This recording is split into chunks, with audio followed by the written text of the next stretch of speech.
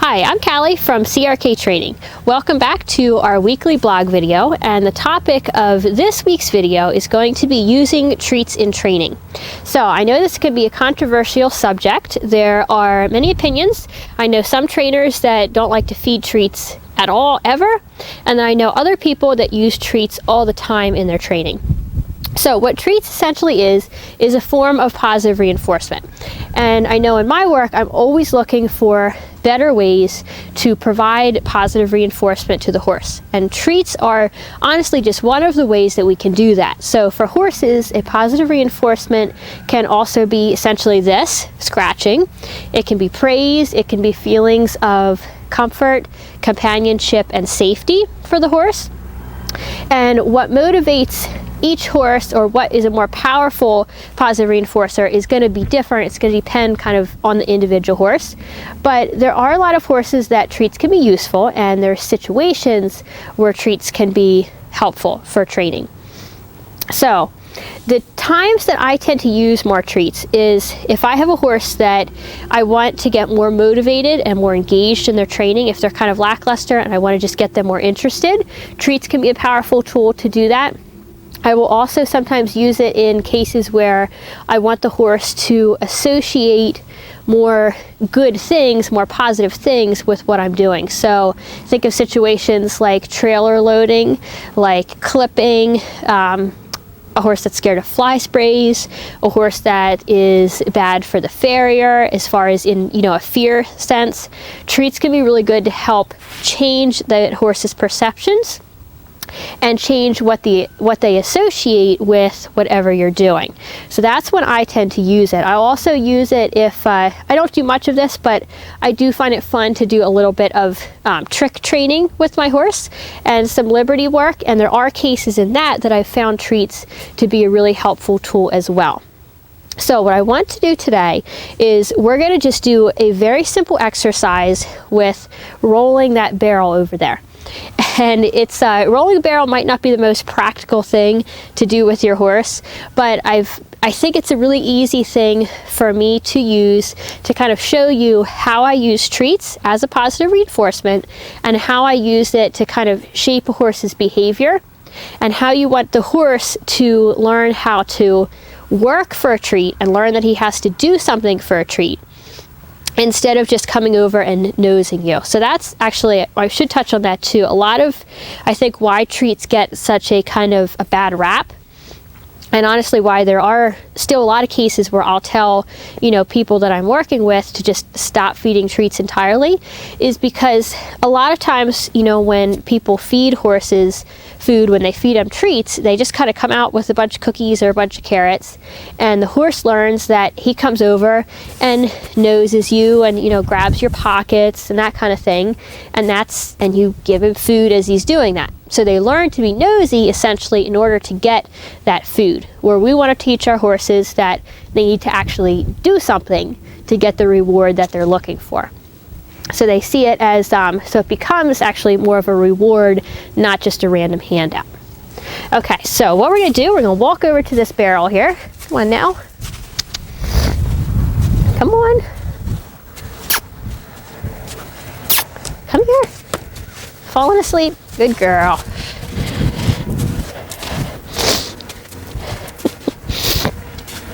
Okay. So she has done this a few times. She understands the basic concept of roll the barrel. But what I'm going to do is I'm going to put it down there and see if she knows that she's got to do something with this barrel if she wants to get food. And we've done it a few times, so she does kind of associate the barrel with getting a treat. Good girl. So I want her to roll it. So in the beginning, the first time we ever did this, when she was just nosing it, I would tell her good and I would give her a treat.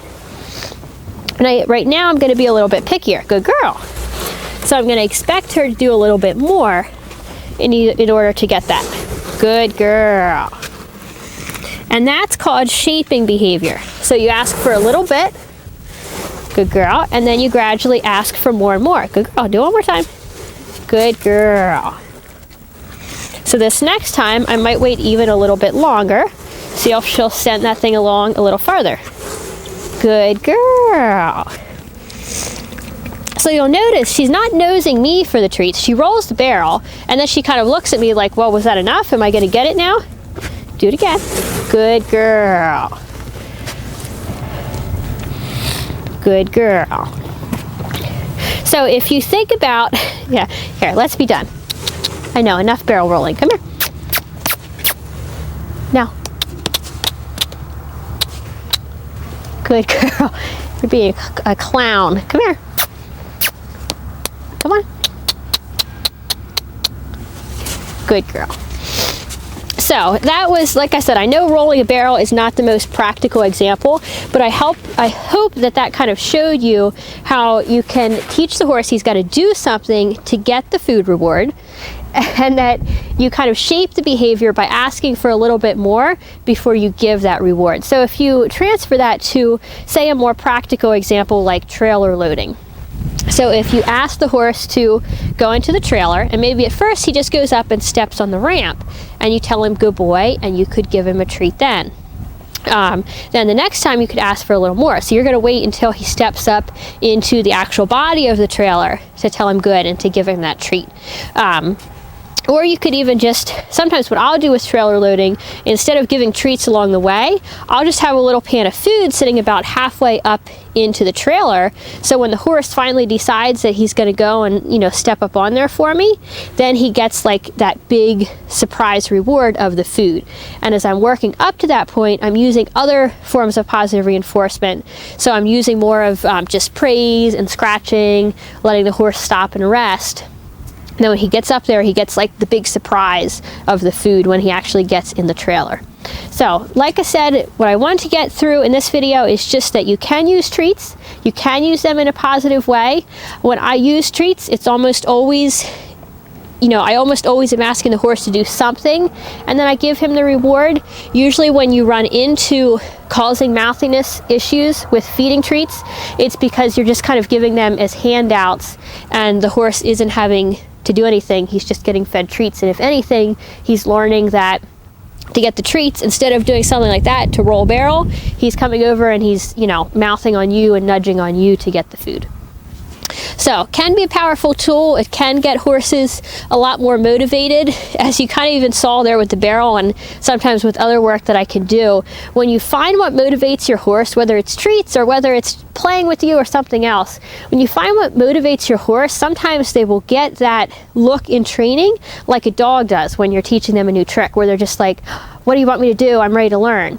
And that makes it a lot more fun, because so much horse training is done just with pressure and release, and you know, there's not much in it for the horse.